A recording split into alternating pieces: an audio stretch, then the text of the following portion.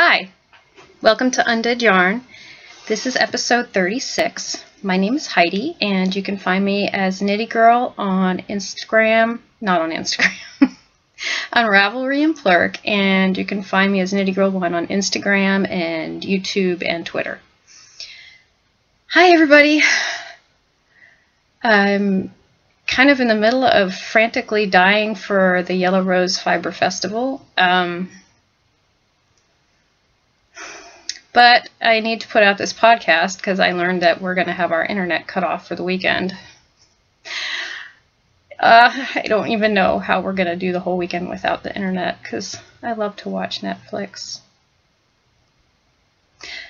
But we're going to be getting a better deal, and I guess it doesn't start until Monday. But I don't really understand because it's the same company. We're just getting a different deal, so I am not too happy about the whole weekend thing. But anyway, I need to get a podcast out before Friday. Hope everybody's been doing well.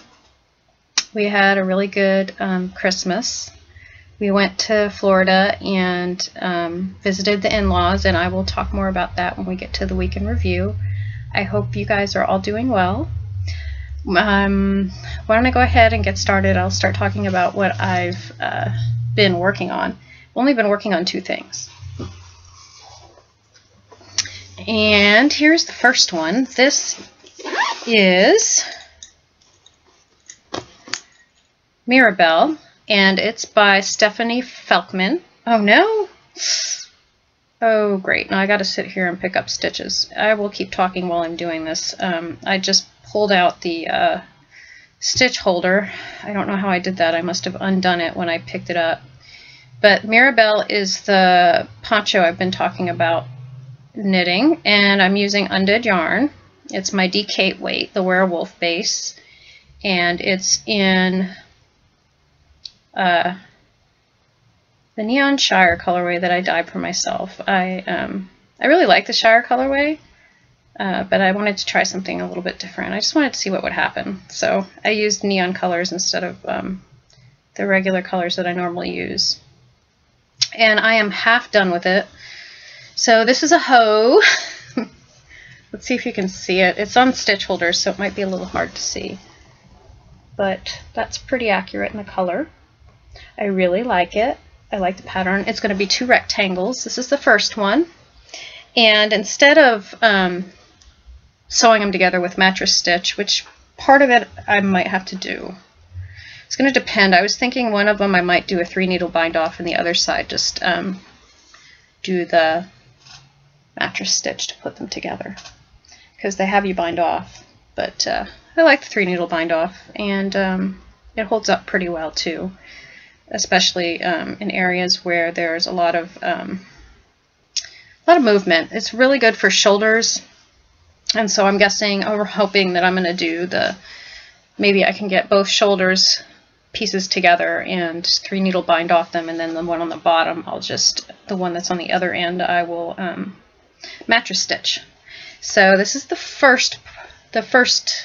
is the right side. This is the first part. So there's one hoe. Got my other ball wound up, ready to go. And then I have another hoe and a half, because I have a sock, and well, it's almost half. I guess it's maybe technically not really half until you get down to the foot, but I did do a longer leg this time on this one. Here's the first one. I actually don't know if you can even call this a hoe because I have not done the heel flap yet, but I'm pretty far down. Oh, that's the thing. I'm not even to the heel flap yet. And I'm doing cuff down because that's what I usually do. I have a couple of toe ups that I've started. I noticed that most people say they want to do toe up because they want to use as much yarn as possible. But honestly, most of these balls of yarn, 400 yards or more for sock yarn, is way more than I need. I could probably make 2 pairs of socks out of these 400 ball skeins. So I don't really have a problem with that. I just basically knit them as long as I want. I knit some knee highs before, and I actually did not use the whole skein of yarn. It was like 437 yards, I think, and I still had yarn left over. And when I used the Curvy Wurvy and I made pretty long socks, I still had a lot of yarn left over, so I don't really have to worry about that. I never have used up a whole ball of yarn for socks, except when I did these Lorna's Laces socks. That there was a pattern that was like one ball of Lorna's Laces was called for to make the socks, and they were like, they weren't peds, they were shorty socks.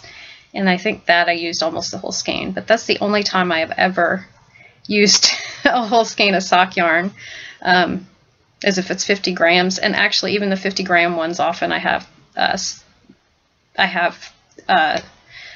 yarn left, because when I do have a 50 gram skein, I make short socks. I don't make, I mean, they're not even footies or anything like that. They're actually short socks. So I guess because I'm short and I have small feet, I'm able to do that. So I don't ever worry about running out of sock yarn. I always have plenty left over. And one of these days I'll get around to making a sock yarn blanket. I bought the book that has the barn raising quilt in it, and it's funny because that one I actually saw and I wanted it, so I bought it, and then later people started doing it. So I don't know if you can call that bandwagon knitting, even though everybody's doing it now, because when I bought the book, nobody had done it. I just thought the pattern looked fun and easy, and you could put all different colors together. So anyway, tangent. So those are the two things I've been working on. I don't have any FOs and I don't have any spinning, because I've mostly been playing either on vacation or I've been dying. And planning and getting ready for this show. This will be my first show, and I'm very excited about it. I'm looking forward to it. I'm going to be bringing some new things. I have some sock yarn blanks, just a couple that I'm going to bring that are going to be gradients, and then I have some sock yarn gradients that I dyed. And so far they're all in the Pennywise colorway. And in the future I will be doing more gradients, but right now I'm just sticking with Pennywise. That's the rainbow colorways, but because I think I would like to have more time to come up with some new colorways before I start doing more gradients. Yeah. Oh, I can move on to the week in review. Sorry, I'm feeling kind of rushed because I did not realize that I was going to be losing internet this week. Kind of wish it was like next week when I was at work. It's going to be gone out over the weekend while we're at home, and then when I go back to work, that's when we're going to get it. Yay! Not. Anyway, when we were on our vacation, like I said, we went to Sarasota, and we didn't get in until kind of late the first night. We flew into Tampa, and we got there around 5. And so instead of getting stuck in traffic, we met up with someone that Anthony works with. It's interesting. My husband works for a company that is international, but a lot of people are living in different cities, and they Skype a lot to have meetings. I guess that's the new way that things are going. So one of the people that he works with sometimes comes to Austin, and he lived near the airport, so we went to I think it was the International Mall, and it was really neat. It was a big mall. It's a very nice mall. It's one with like Neiman Marcus in it. But you go to this one area, and it's an outdoor mall, and it had a lot of cute little restaurants. So we sat and had some food and ate and talked for a while. And when we were done, we got in a car and drove to Sarasota.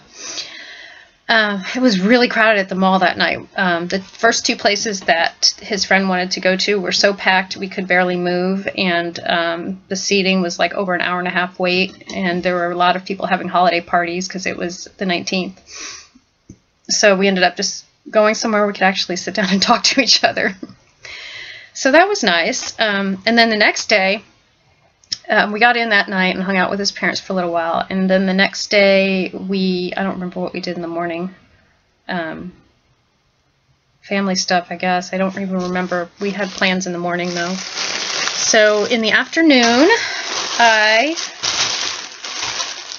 Anthony drove me over to A Good Yarn in Sarasota, which is the yarn shop a lot of you have probably heard of that carries a lot of indie dyers.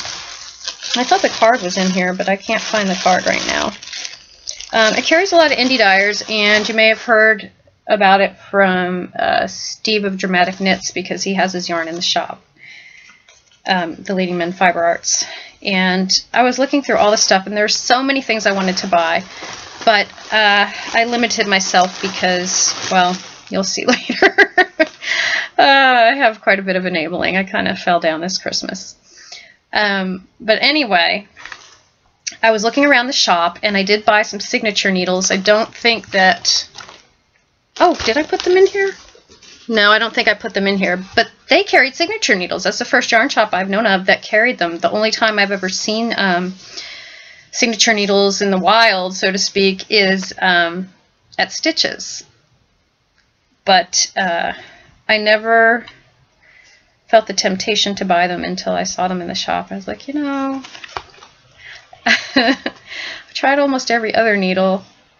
I gotta try it. Unfortunately, they don't carry ones in circulars. They only had DPNs, and I don't use DPNs anymore. I used them initially when I first started knitting because Magic Loop hadn't been thought up yet, so I used them to knit many things in the round. The hat, actually several socks I knit in the round on DPNs, and there were other projects too, but once I found Magic Loop, I said forget the DPNs. So I'm just not interested. I tried them, but I'm not interested in them.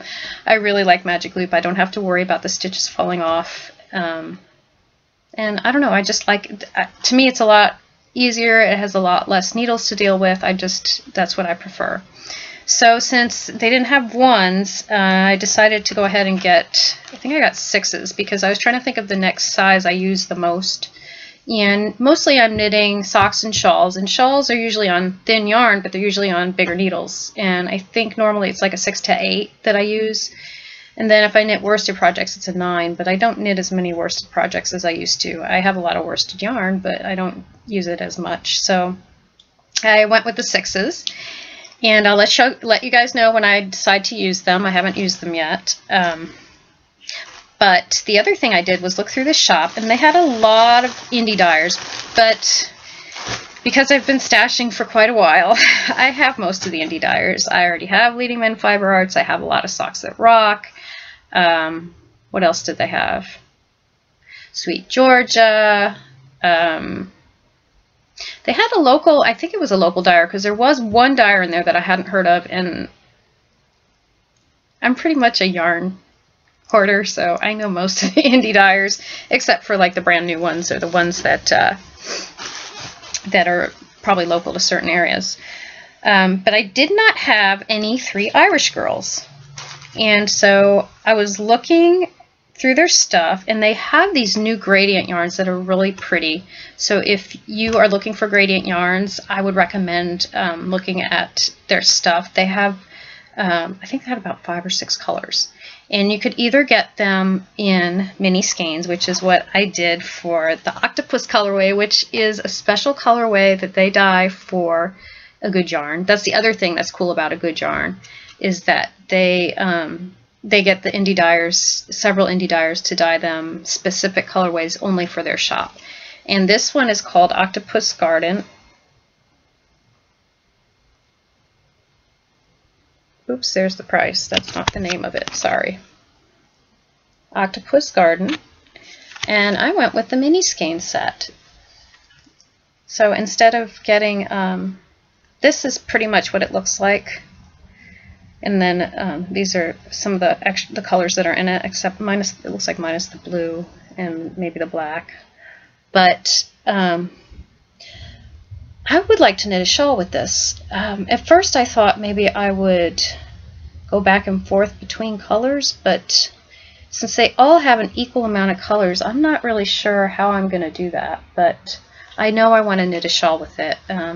Probably some kind of gradient shawl, or one of the striping shawls, and just alternate skeins. So this was my first purchase from 3 Irish Girls, and The other skein I purchased was also from Three Irish Girls, and this is called Glenhaven Gom. Oh, Gulf of Mexico, Gom, Gulf of Mexico.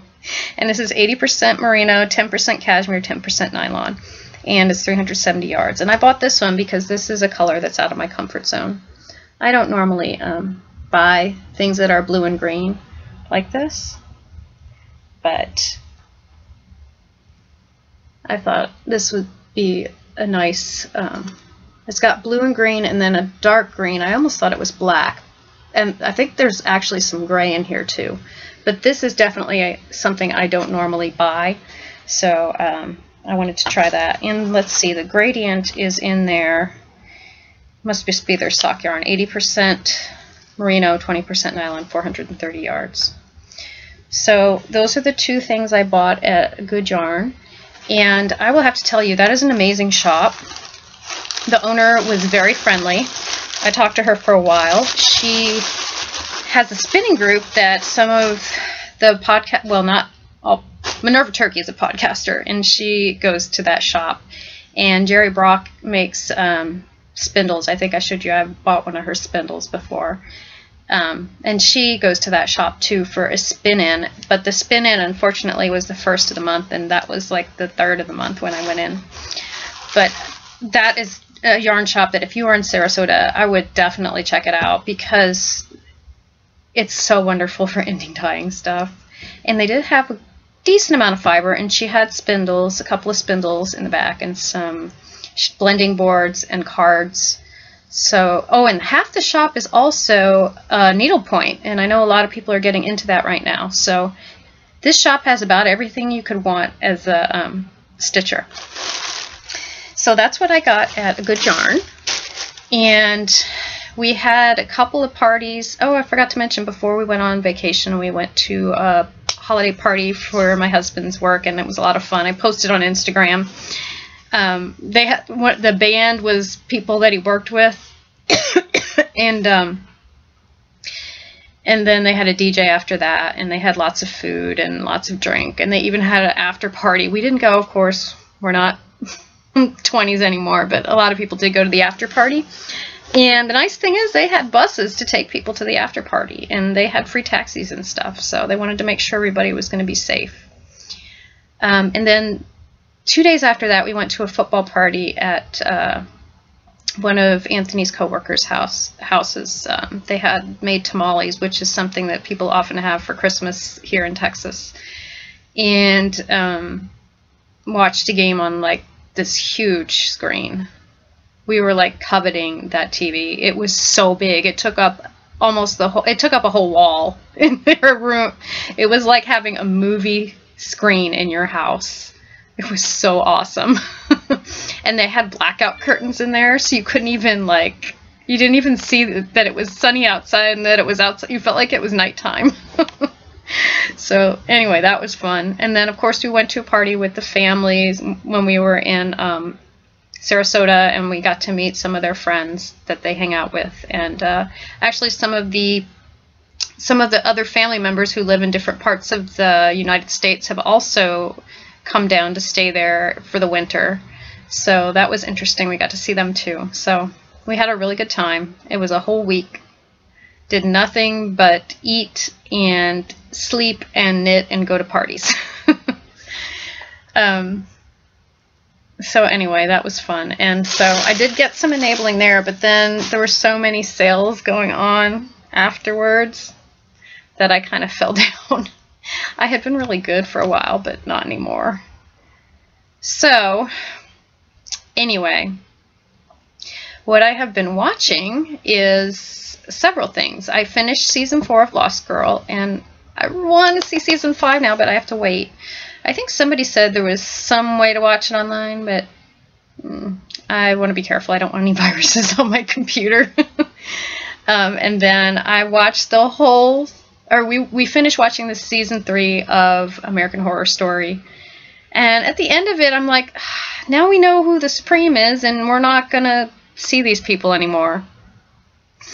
That's the kind of disappointing thing about American Horror Story. I like it, and I like that there's different stories each season, but this one I was like, I wanted to know what was going to happen next. Oh, well. And then I actually started watching Salem, and I watched the whole thing. This is a mini-series. I think there were like 12 or 13. And it's based on happenings in Salem, Massachusetts. But it has Cotton Mather and Increase Mather in it, and now I'm curious to go back and see what really happened, because I would be surprised if the way they portrayed Cotton Mather is exactly the way that he was in real life. What I remember of Cotton Mather is that he was very fire and brimstone and definitely into going after the witches, so I will have to look and see. But they have it written such that they actually were real witches, and they served a dark god. So, oh wow, it's creepy. It's just like American Horror Story. So if you don't like those kind of things, don't watch it, because it's scary. And what I have been reading, we saw Gone Girl. That was really good. I'm glad I didn't see it right away, because after I listened to the story, then I heard that the movie was out, and honestly, this is not like a horror, well, it could be considered a horror story, I guess, but it's so real, true to life. Like, somebody could actually do this stuff, and they're so awful to each other and so mean and evil. I didn't know if I wanted to see it on the screen, so I'm glad there was time before I saw it later. I'm pretty good with like the fantasy stuff and the horror that I know is not real, but when people are just evil to each other, I don't like that. It's a really good, it was a good book and a good movie, but warning, they are not good people. If you didn't know that already. And what I've been reading is I finished reading The Croning by Laird Barron, and that is a true horror story. There's a lot of suspense building, but it does hint here and there about where things are not right, and there are monsters and scariness involved in it. So that is a real horror story. I gave it 4 stars. I thought it was really good. I might have given it 5. It was well written, and it was very good, and it was scary. I also finished reading Violin, which didn't end the way I expected it to. It had all kinds of twists in it towards the end. I think it was just a slow-moving story at the beginning, because they wanted you to understand how depressed the main character was, so that you could understand why she was attracted to this violinist who was trying to make her mad. As in crazy, not angry, but as in crazy. It's a good story. It's a very sad story. At the ending, there's some justice for the characters, but it's still a sad story.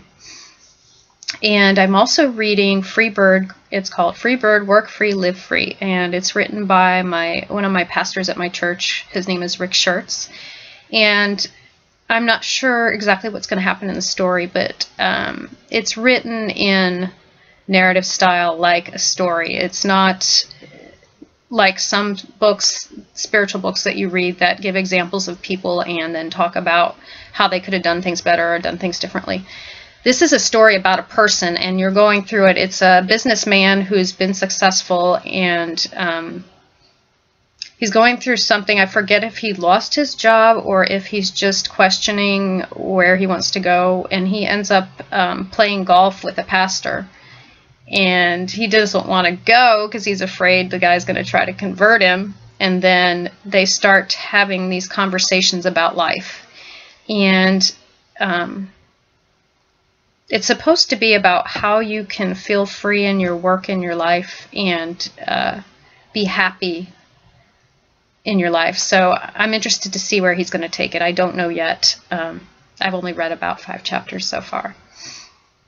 But what I have been reading a lot of is The Magician's Land. That's the last book in the Magician series by Lev Grossman. And in this book, the characters do not go to Fillory as far as I know. I'm not finished with it yet. It may end up with something like that. But people you thought had gone on may come back in this story. unusual things happen to the main character that you don't expect. He makes some choices you would not expect. And it's still got a lot of fantasy in it. So, and you also learn more history about Fillory in this book. I'm not finished yet, so I don't know how it's going to end, but I'm already having some ideas twirling in my mind for the third colorway of the series. And I'm also reading Herland with Craftlit, but the last couple of weeks they've been reading Charles Dickens, which kind of disappoints me because I'm sorry. I know that Christmas Carol is a big deal, but I've seen every year there's a rehashing, and I just don't even, I'm not even listening to the episodes that are about A Christmas Carol because I feel overdone with that. Every year there's a new twist on it, there's a new movie, there's a new series, so I'm waiting for Herland. I want Herland back. It's a story I had never heard of. I was surprised that she picked it because I had never heard of it. And I was an English major, but I guess you don't hear of everything. And it's very interesting. It's written either in the 1800s or 1900s, and it's very forward-thinking in the things and abilities of women. And it's basically a land that's all women. And I'm kind of at the part where we're starting to learn how it happened. So I really want to hear the rest, but it's very interesting. If you have any interest in classical literature, I would check out Craftlit podcast because it's amazing. It makes you feel like you're back in English class, but you don't have to raise your hand. You can just listen and think about it and make your own conclusions. I know there were some other things I wanted to talk about. Oh, I did want to mention that I got a Christmas card from one of the podcasters. And if you watch Pen, Hook, and Needles, you'll probably recognize this. I love that it's not your traditional photograph. My husband has made a picture of himself like this, where you take your photo and then you make it look like a drawing. So this is cool. And thank you guys for the Christmas card. Thanks for thinking of me. I do have that book, Sword of Shannara, that you guys are reading. I haven't started it yet because I want to finish the Magician's trilogy. And I'm in the middle of a bunch of trilogies, or not trilogies, but I'm actually in the middle of a lot of series. So why not pick up Sword of Shannara too? I kind of don't mind like reading one series and then going to a different one and then going to a different one. I have a lot of them that I'm in the middle of, so I'll probably read that as soon as I'm done with The Magician's Land. I will pick that one up. I know there was somebody else that I wanted to mention, but I can't think of who it is right now. I'm going to go ahead and talk about some of my enabling. Oh! I did want to talk about plans for a knit-along in January. I've been dying to cast on some new shawls, and so I'm going to do a shawl-along starting in January, and I'm probably going to run it for 3 months so that we all have enough time to knit one or more. If you want to knit more, that's fine with me. As many as you can in that period. Now, I do have a lot of enabling. Some of it I just got today because of the post office. I don't even want to tell you guys what happened with our mail and stuff the last month. It's been awful. Other people's packages are delivered to us. Our packages are delivered to other people. I wasn't getting notices for the package. I won't even tell you what happened when we put a mail hold. I am very frustrated with the post office right now, but I know I'm not the only one. I know our neighborhood is having problems right now, so I'm hoping that they will take care of that soon because it's really frustrating, especially when you have 4 packages that you have to go pick up because nobody ever left a notice on your door. Anyway, there are some things I got before Christmas that I did not have to go to the post office to get that I have not had a chance to show you guys. I went ahead and got the colorway that Woolen Vine and Jinx did together. And actually, this is the one that Woolen Vine did first, and she sent it to Jinx of the Dyer's Notebook, who has Jinx yarn. And they call this one, I think this is Woolen Jinx. And so I bought this one. I like this one a little better than the other one because this one has more colors in it. It's got browns and purple. It's mostly purple. There's a lot of purple and mauve in it, which I know is Woolen Vine's favorite, one of her favorite colors. She likes to do that a lot. But it also has green and gold. It's really pretty. It's a single ply yarn. This is 100% superwash merino, 400 yards. So I got this in the mail. And then I've always wanted to try Drew and Borsky's yarns, but I guess because I don't see them in yarn shops, I don't really think about it. But he was having a sale for 50% off. That was a really good sale. So I got this skein of yarn for a really good deal. And of course I had to get a 1980s colorway because I'm a 1980s teenage girl, or was. I'm not now, but I was a teenager in the 80s and I love those colors and all those things. So this is called Graffiti. And that's pretty much, well, yeah, that's pretty much what it looks like. It's green and blue and orange and red. And there's not really brown. It's kind of, the colors kind of blend over here. There's a little bit of brown in there. And this one is 90% extra fine superwash merino and 10% nylon. And this has 440 yards and it's a sport weight. Or it says it's a sport weight. I thought it said it was a sport weight. It looks, yeah, I guess it's a little thicker. It's a little thicker. It looks almost like fingering. But I guess there are spots where it looks interesting. There's spots where it looks thicker than others. So this is 440 yards of a sport weight, which is a pretty good deal. You don't really usually see that many yards in a sport weight yarn, and I got this for a steal. And then, like I said, I did get about 4 other things, but I'm gonna save those for next time, so I don't overload you guys with enabling. Although I'm sure some of you don't mind. This, I have to show. I'm so amazed. I've heard a couple people talk about Edgewood Farms on their podcast because she has fiber and it's very inexpensive and it's good quality. So I was just checking her out and I saw that she had, I guess you could say it's a gradient, but it's really like a rainbow, but it's not your typical rainbow. It has more colors than the typical rainbow. And when I ordered it, it came in this cute box. Look, she stamps on it. And then the packaging was really nice. So I thought I would show you guys the packaging. Let me see if I can open the box. I got it open earlier, but it looks like I might have tried to tape it back closed. Okay, so it came with a cute little note. And it's really nice. It's on their own letterhead. Look at that. Isn't that cute?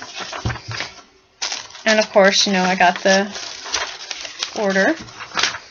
And then this is, I opened up the box and this is what it looked like. How cute. The card just fell on the ground. But you know, it's from Edgewood Farms. But how cute is that? Look. And there's a little stick. Ah, everything's falling out. There's a little sticker on it that says thank you. How cute. Okay, now I guess I will open it so I can show you the colors. I just didn't want to open it until I showed you guys because I love that. That's so cute, that little packaging. I would like to get some stickers myself. I think that's a good idea. My husband had said he would be willing to make some stickers for me. But look at this. All these colors. It's red, orange, a brown. You don't normally see a brown in there. This is like a salmon, really. And then a yellow orange, a yellow, a green, a blue-green, a purple, a blue, and a black. And I think it's BFL. Let's see what it is.